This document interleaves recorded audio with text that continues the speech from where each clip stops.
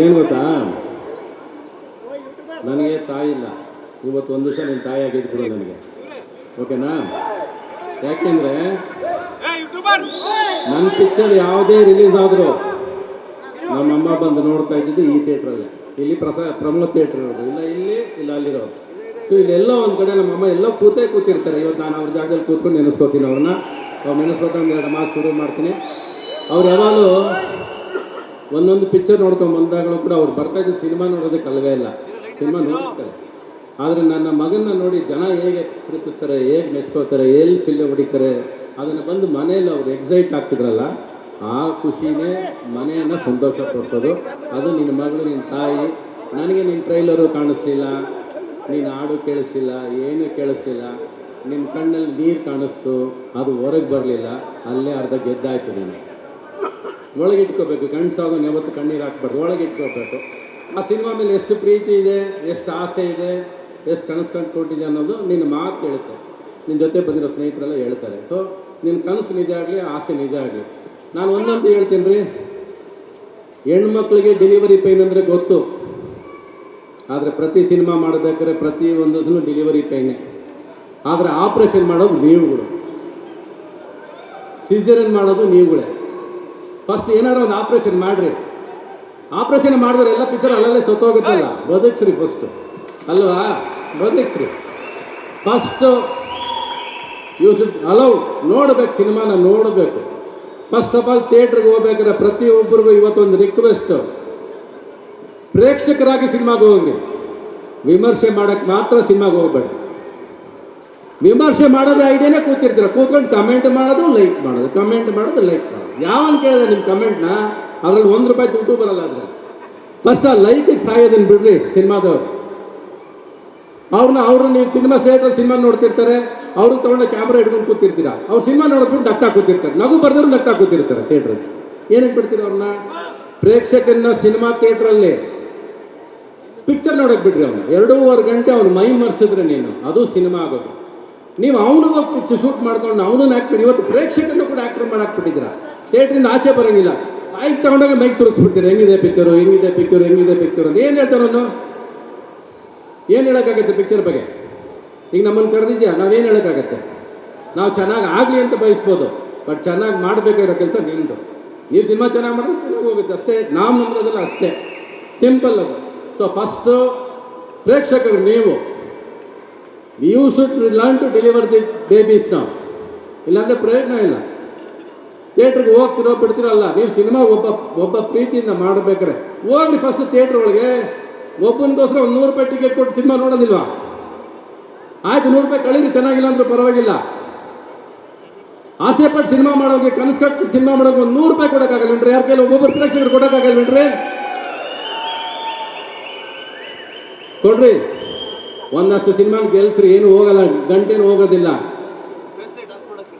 Mobile ಯಾವತ್ತು ಬಿಡ್ತೀರೋ, comment ಹಾಕೋದು, like ಹಾಕೋದು ಬಿಡ್ತೀರೋ, ಅದು ಚೆನ್ನಾಗಿರುತ್ತೆ. ಫಸ್ಟ್ ಅಷ್ಟೇ. ಥಿಯೇಟ್ರ್ ಒಳಗೆ ಮಾತ್ರ ಮೊಬೈಲ್ ಹೋದ್ರೆ ಹೋಯ್ತು. ಬಿಕಾಸ್ ನೀವು ಸಿನಿಮಾ ನೋಡೋದು ಫಸ್ಟು ಒಂದು ರೀಲ್ ಸಿನಿಮಾ ಆಗಿರಲ್ಲ, ಲೈಕ್ ಸ್ಟಾರ್ಟ್ ಆಗುತ್ತೆ, ಕಮೆಂಟ್. ಒಂದು ರೀಲಲ್ಲಿ ಏನು ಗೊತ್ತಾಗುತ್ತೆ ಸಿನಿಮಾ ಚೆನ್ನಾಗಿದೆ ಚೆನ್ನಾಗಿಲ್ಲ ಅಂತ?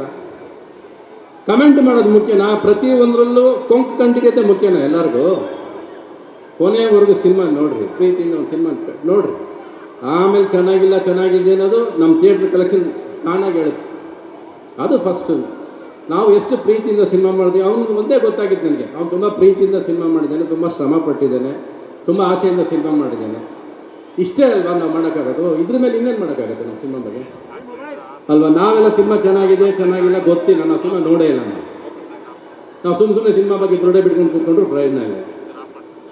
ನೀವು ಬನ್ನಿ ಮೇಡಮ್, ಇಲ್ಲಿ ಮೇಡಮ್, ಸರ್ ಬನ್ನಿ, ಬನ್ನಿ. ನಾನೇ ಪ್ರಶ್ನೆ ಕೇಳ್ತೀನಿ, ಸಿನಿಮಾ ಹೇಗಿತ್ತು? ಸುಳ್ಳು ಇಲ್ಲದೆ ನಿಜ ಹೇಳಿ. ಬನ್ನಿ, ನೀವು ಹೇಳಿದಿರಾ, ಅವ್ನು ನಿಮ್ಮನ್ನು ನಂಬ್ಕೊಂಡು ಏರಿಯಾ ಎಲ್ಲ ಮಾಡಿದ್ದಾನೆ. ಬನ್ನಿ, ಇವಾಗ ನೀವು ಇದು ಜವಾಬ್ದಾರಿ ನಿಮ್ಮೆಲ್ಲ ಹಾಕಿದ್ವಿ ನಾವು. ಬನ್ನಿ, ಇಲ್ಲಿ ಬನ್ನಿ ಮೇಡಮ್, ಬನ್ನಿ.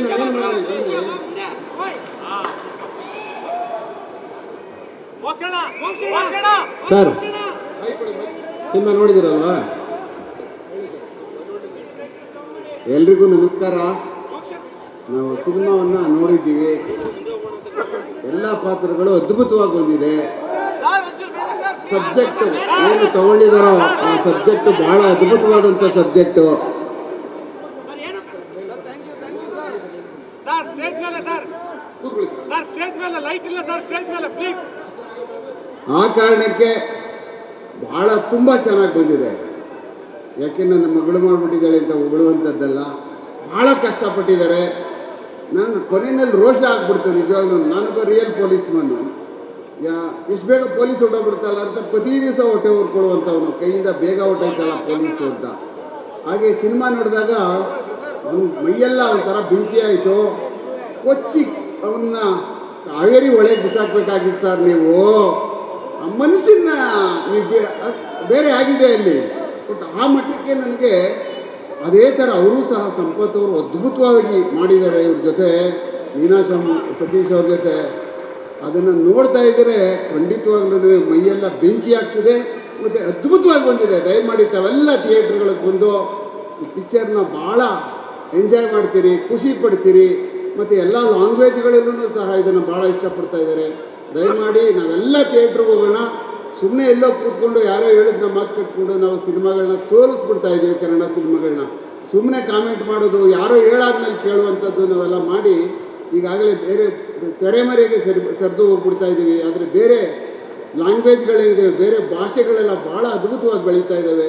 ನಾವೆಲ್ಲ ಥಿಯೇಟ್ರಿಗೆ ಹೋಗಿ ಮಾತ್ರ ನಾವು ಕೂತ್ಕೊಂಡು ನೋಡಿ ಆಮೇಲೆ ನಮಗೇನು ಅನ್ನಿಸ್ತದೋ ಅದನ್ನು ನಾವು ಬೇರೆ ಮಾತಾಡಿದ್ರೆ ಸರಿ ಇರ್ತದೆ.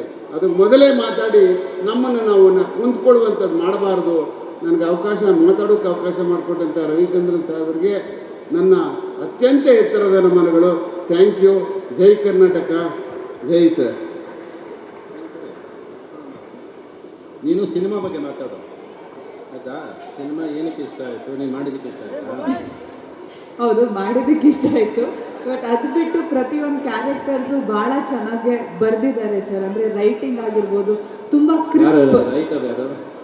ಅಂದರೆ ಟಿ ಕೆ ದಯಾನಂದ್ ಸರ್ ಅವ್ರದ್ದು story, T K Dayanand sir ಅವ್ರ ಸ್ಟೋರಿ. ಸೊ ಅಂದರೆ ಅದನ್ನ ಸ್ಕ್ರೀನ್ ಪ್ಲೇ ಆಗಿ ಕನ್ವರ್ಟ್ ಮಾಡಿ, ಸ್ಕ್ರೀನ್ ಪ್ಲೇ ಮತ್ತು ಇದನ್ನ ನಾನು ಮತ್ತು ಮನೋಜ್ ಶೆಟ್ಗಾರ್ ಅಂತ ಇನ್ನೊಬ್ಬರು ಆ ಸ್ಟೋರಿನ ಸ್ಕ್ರೀನ್ ಪ್ಲೇ ಆಗಿ ಕನ್ವರ್ಟ್ ಮಾಡಿ ಅದನ್ನು ತುಂಬ ಕ್ರಿಸ್ಪ್ ಆಗಿ ಕ್ಲೀನ್ ಆಗಿ ಮಾಡಿದ್ದಾರೆ ಸಿನಿಮಾನ. ಆ್ಯಂಡ್ ಪ್ರತಿಯೊಂದು ಪಾತ್ರಗಳು, ಅವ್ರ ಜೂನಿಯರ್ ಆರ್ಟಿಸ್ಟ್ ಆಗ್ಬೋದು, ಅವ್ರ ಸಪೋರ್ಟಿಂಗ್ ಆ್ಯಕ್ಟರ್ ಆಗ್ಬೋದು, ಯಾರೇ ಆಗಿರ್ಬೋದು, ಸಿನಿಮಾದಲ್ಲಿ ಅವ್ರನ್ನ ಪಾತ್ರ ಥರ ತೋರಿಸಿದ್ದಾರೆ. ಇವ್ರು ಹೀರೋ ಇವ್ರಿಗೆ ಜಾಸ್ತಿ ತೋರಿಸ್ಬೇಕು, ಇವ್ರು ಹೀರೋಯಿನ್ ಇವ್ರಿಗೆ ಜಾಸ್ತಿ ತೋರಿಸ್ಬೇಕು ಅಂತ ಅದನ್ನು ಬಿಟ್ಟು ಪ್ರತಿಯೊಂದು ಕ್ಯಾರೆಕ್ಟರ್ನ ಕ್ಯಾರೆಕ್ಟರಾಗಿ ತೊಗೊಂಡು ಹೋಗಿದ್ದಾರೆ. ಇನ್ನೊಂದು ವಿಷಯ ಏನಂದರೆ, ಯಾವುದೋ ಒಂದು ಪಾತ್ರ ಸ್ಟಾರ್ಟ್ ಆಗುತ್ತೆ ಆ ಸಿನಿಮಾದಲ್ಲಿ, ಆ ತೆರೆ ಮೇಲೆ ಬರ್ತಾ ಇದೆ ಅಂದರೆ ಆ ಪಾತ್ರಕ್ಕೊಂದು ಅಂತ್ಯ ಕೂಡ ಇದೆ. ನನಗೆ ಅದು ಬಹಳ ಇಷ್ಟ ಆಯಿತು ರೈಟಿಂಗಲ್ಲಿ. Thank you. ಆಯ್ತನಪ್ಪ. ಇನ್ನೇನು ಒಟ್ಟಿನಲ್ಲಿ ನನಗೆ ನೋಡಿದಾಗ ಅನಿಸಿದ್ದೇನೆಂದರೆ, ಪಿಕ್ಚರಲ್ಲಿ ಫೈರ್ ಇದೆ. ಏನಪ್ಪ ವಿಜಯ್? ಫೈರ್ ಇದೆ, ಜೊತೆಲಿ ಪ್ಯಾರ್ ಇದೆ. ಅದು ಚೆನ್ನಾಗೇ ಮಾಡಿದ್ದಾನೆ ಅವ್ನು. ಪೂರ್ಣಚಂದ್ರ ಚಂದ್ರಶ್ರೀ ಅವರು ಲೂಸಿ ಆದಮೇಲೆ ಇವಾಗಲೇ ಸಾಂಗ್ ಚೆನ್ನಾಗಿ ಮಾಡೋದು ಅನ್ಸುತ್ತೆ. ಮಧ್ಯ ನಾನಂತೂ ಎಲ್ಲ ಕೇಳಿಸ್ಕೊಂಡಿಲ್ಲ. ಸೊ ಅವನಿಗೆ ನೀನಾಸಂ ಸತೀಶ್ ಮೇಲೆ ಪ್ಯಾರ್ ಇದೆ ಅಲ್ವಾ? ಆ್ಯಂಡ್ ಈ ಸಿನಿಮಾಗೋಸ್ಕರ ಒಬ್ಬ ಡೈರೆಕ್ಟ್ರ್ ತ್ಯಾಗ ಮಾಡಿ ಮೇಲಿಂದ ನೋಡ್ತಿದ್ದಾರೆ. ಏನೇನೋ ನಡೆದೋಗಿದೆ, ಬೇರೆ ಲಾಟ್ ಆಫ್ ಇನ್ಸಿಡೆಂಟ್ಸ್ ಆಗಿದೆ. ಎಲ್ಲ ಏನೋ ಒಂದು ಕಾರಣಕ್ಕೆ ಇರಬೇಕು, ಎಲ್ಲ ಒಳ್ಳೆಯದಕ್ಕೆ ಇರಬೇಕು. ಒಟ್ಟಿನಲ್ಲಿ ನಾವು ಹೇಳೋಕ್ಕಾಗೋದು ಅಷ್ಟೇ. God bless you. Thank you sir. ನೀನು ತಂದೆ ಅಂತ ಹೇಳ್ಬಿಟ್ಟೆ, ನೀನು ಗಾಬರಿ ಪಡಿಸ್ಬಿಡ್ತೀಯ ನೀನು. ತಂದೆ ಸರ್, ತಂದೆನೇ ಸರ್ ನೀವು, ತಂದೆ ಸರ್. ನಾನು ಏನಾದರೂ ಮಾಡ್ಕೊಂಡು ಬಂದಿದ್ರೆ ಅದು ನನ್ನ ತಂದೆ ಒಬ್ಬರೇ ಕಾರಣ. ಇಲ್ಲಿರೋದಕ್ಕೂ ನನ್ನ ಒಬ್ಬರೇ ಕಾರಣ. ನನ್ನ ತಂದೆ, ನನ್ನ ತಾಯಿ ಪ್ರೀತಿ ನಂಬಿಕೆ ಮುಂದೆ ಏನೂ ಇಲ್ಲ. ಅದನ್ನು ಪ್ರತಿ ಸಾರಿ ಈ ಜನಗಳ ಮಧ್ಯೆ ನಾನು ನೋಡೋದು, ಅಷ್ಟೇ ನಂಬಿರೋದು ಕೂಡ ನಾನು. ಆಲ್ ದಿ ಬೆಸ್ಟ್ ನಿಮಗೆ. ದೇವರು ಒಳ್ಳೇದು ಮಾಡಲಿ. ಕಣ್ಣೀರು ಒಳಗೆ ಇಟ್ಕೋ, ಆಚೆ ತರಬೇಡ. ತಂದಿಲ್ಲ ಸರ್. ಓಕೆ, ಅವಳು ನೋಡಿ ಬಂತಷ್ಟೇ ನನಗೆ.